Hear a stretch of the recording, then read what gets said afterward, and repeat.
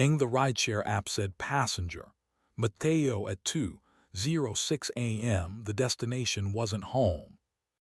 I'm not jealous of bodies, I'm jealous of destinations. Bodies tell the truth if you stop staging them. Destinations are the alibi you think you can live in. At 2:06 a.m. my phone lit with the kind of cheerful cruelty only receipts perfect. Trip started passenger. Mateo pickup. The Lark and Lantern destination. Finch Street Lofts. The thumbnail map drew a blue thread away from us. Then another text from the app, helpful as a petty saint, urged me to tip my driver for Mateo's safe arrival. Finch Street wasn't ours. It was the building that behaves like a rumor even at noon. Mateo had texted at 10:45. Bored, wants one more drink. Don't wait up. He is talented at the part of theater that happens in lobbies, making donors feel like ideas and actors feel like wages. At 7:05 I filmed the coffee because ritual is cheaper than religion and keeps better hours. I captioned it here. He reacted with the thumbs up he saves for nights that intend to rename themselves. The receipt didn't rename anything, it confessed. The apartment practiced neutrality, radiator as amateur chorus, mirror as a window that refuses to take sides. I set water to boil. Water is the one instrument that doesn't audition, it just becomes the sound it owes you. The kettle sang. I poured one mug, then two, then poured the second back. By 3:11, the lock cleared its throat. Mateo came in with his jacket folded over his arm and his shoes hooked by two fingers like witnesses too tired to lie. He smelled like lime and a decision made under forgiving light. He kissed the air near my cheek, our administrative truce, and then saw the screen glowing on the counter like a clerk with perfect posture. "You're up," he said, as if etiquette had mailed me a warning. "The app thinks you sleep at Finch," I said. "It congratulated me for your safe arrival."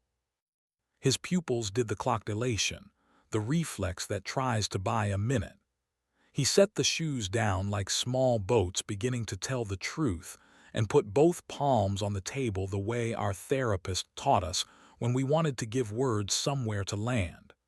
The gesture is either dignity or triage. "Which question?" he asked. "Why or who?"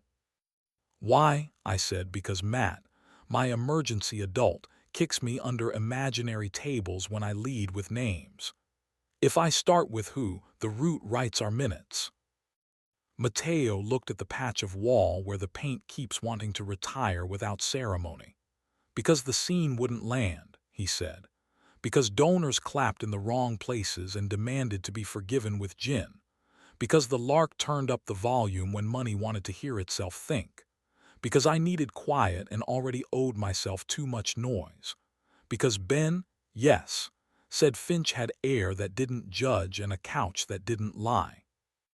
Because I mistook a building for a verb, I could live inside for 20 minutes. "Did you kiss him?" I asked, breaking Matt's superstition like a boy with a stick and a fence. "In the elevator," he said. "Once, small and honest and wrong. I told him the lobby smelled like a solution that hadn't been tested. He laughed like an exit sign. I got out on the wrong floor and came home by the long set of stairs." "I hate how sane that sounds," I said, which is the sentence I keep for mercy arriving before I can match its tone. We didn't sleep. We did something more humiliating and useful. We agreed to be noon people for an hour. Finch in daylight looked like a sober decision, which is its worst lie. The attendant nodded as if he knew how many verbs the building had tried to impersonate. In the courtyard, Ben waited with a paper cup and the posture of a man prepared to pay for his verbs. He saw us both and didn't pretend surprise, my favorite trick in men who owe a room honesty. "I was coming to apologize," he said, "to you both, and to whatever part of this address thinks it can rent absolution by the hour. He loves you." He nodded toward Mateo without trying to recruit him. "I like being near that. I'm sorry my room uses the same grammar as desire. You don't get to call it ours, I said, because cleverness is my superstition and I tithe when I'm anxious. Rehearsal is a room, a kiss is a scene, a receipt is a summons. You don't get to be the verb in our kitchen. Mateo didn't look at him. He looked at me with the exact weight of a man deciding which threshold deserves his mouth. I want open windows, he said, not open doors. We walked home in weather that tried to behave. In the kitchen, I moved the chair into the middle of the floor because procedures save men when gods won't. Mateo smiled like a man relieved to be caught kindly. He came around the table and paused, always that pause, his most decent habit. I met him halfway. The first kiss carried the correct weight, apology without speeches. The second slid his fingers under my shirt and my hand to the back of his neck, the place he keeps for oaths and sleep. We didn't conduct a ceremony, we used heat as a system. If I could draw you the rest without being evicted by a platform that prefers virtue louder than accuracy, I would. Keep the inventory, a breath that belonged to both of us, a belt resigning with grace, a wrist held with permission and not claim. The room did not applaud. It didn't need to. But the city prefers quizzes. 2 nights later, the Lark's account posted a carousel at 1:41 a.m. Hand saw light in a hallway mirror, 4 bodies if you counted reflections. Mateo washing his hands, head down. Ben behind him, tie loosened. A stranger with a pizza box. Me in the doorway because someone had tagged my name as if helpful were a synonym for harmless. The caption said, "Boys being brave." Comments did what comments do. I typed nothing. I turned the phone face down. I moved the chair until the room remembered it wasn't a witness stand.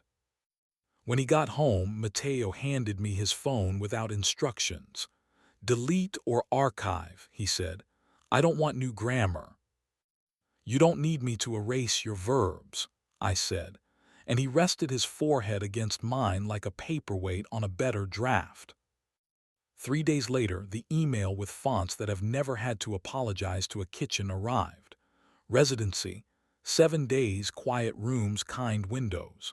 He forwarded the PDF with every map attached, which is how you know a man has learned where courage keeps its receipts. "I want to go without disappearing," he wrote. "I'll send pages, not alibis. When I get back, ask me what I wrote before what I did." I taped 2 lines under the lemon magnet because props still save us when God is off shift. Addresses in the open. A good night here voice note every day. He added a third in his careful mess. If an "I can't" is coming, it happens where both of us are. Night 1, wind and a sentence I decided to believe. Today the table forgave me. Night 3, nothing, and my thumb became the worst teenager in the world. I opened the ride history like a man opening a wrong door on purpose. The list stared back with bad manners, 2 trips labeled companion ride. I closed it. I moved the chair instead.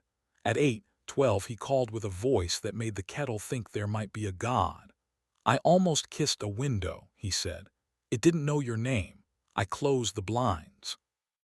He came back with a suitcase that didn't slam and 2 pages he treated like animals. "They're not good," he said. "They're mine," I said, and we performed our small religion. Paper, kettle, the room behaving on schedule. He slid his hands under my shirt from behind, slower than contrition, faster than nostalgia. "Here," he said into the bend of my neck, the only word left that has never demanded witnesses. We tried boring. We failed gracefully. We tried again. Ben learned to stand at the back of the house with his arms crossed like a man paying the bill he owes himself. He clapped exactly once at the intimacy rehearsal and didn't text. For a week, the app minded its own nouns. Tests return because the world is thorough when it thinks you've studied. At 12:14 a.m., a push arrived. Invite from Ben, add as trusted writer. The button glowed like a dare in polite blue. I stared until the letters remembered they were only pixels. I moved the chair.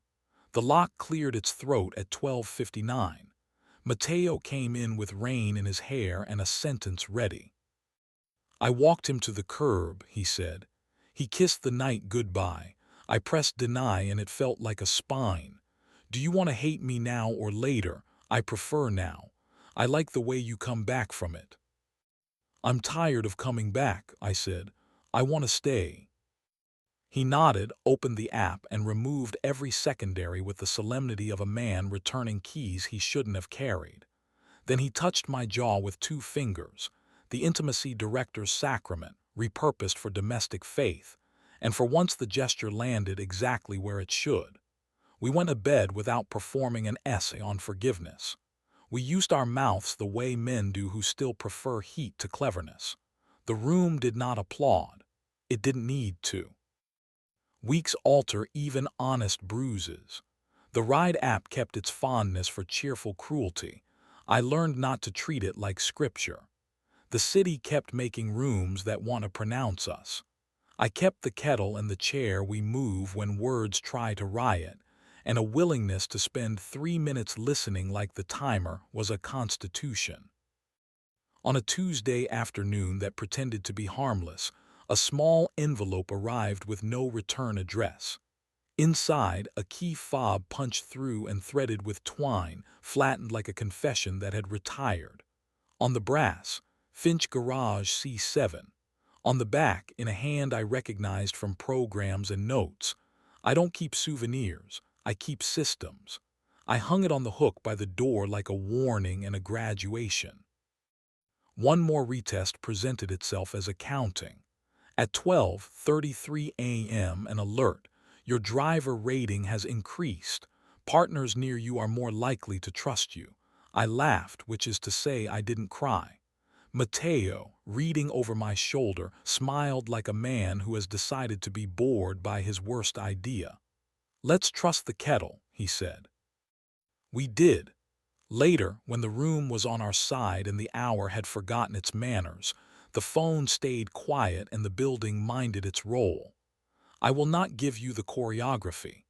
Keep the numbers that matter, 2 bodies that kept their nouns, a breath we shared because we asked, a door that remembered the difference between greeting and granting. Tomorrow we'll try again. Notifications will arrive dressed as care. Lobbies will practice absolutions. Ben will exist where he exists, a person, not a villain. Donors will clap in the wrong places. The city will keep inventing nights that want to name us without asking. But when Mateo says here, my body has stopped auditioning for suspicion. If another hour offers me a route bent toward a door that isn't ours, or a button asking whether I want to be trusted by someone who hasn't learned how, I hope I remember the handful of humiliating, useful acts that got us through this one. Put water on. Move the chair when words try to riot. Ask why before who. Hold the breath before contact and let it finish being the scene. Then wait for the lock's small throat clearing like it's the first note in a song we can still tune to. We didn't get away with anything. We stayed. We are still staying. The garage can keep its cameras, the river can keep its absolutions, the lobby can keep its glass. We'll keep being the address. Or, on the nights we can't, the map that admits its misprints and still shows the way back. Past the revolving door that thinks it's a verb, past the elevator's red dot that loves its own memory, into a kitchen where a chair knows what it's for, a kettle keeps its 7:05 appointment, and 2 hands that have done worse learn again how to touch without asking the night to edit. Veyeru de oeste ige lima ksima yeri eno kratkoi de lin yeru etroge alabere suje de ye in iya. Nam.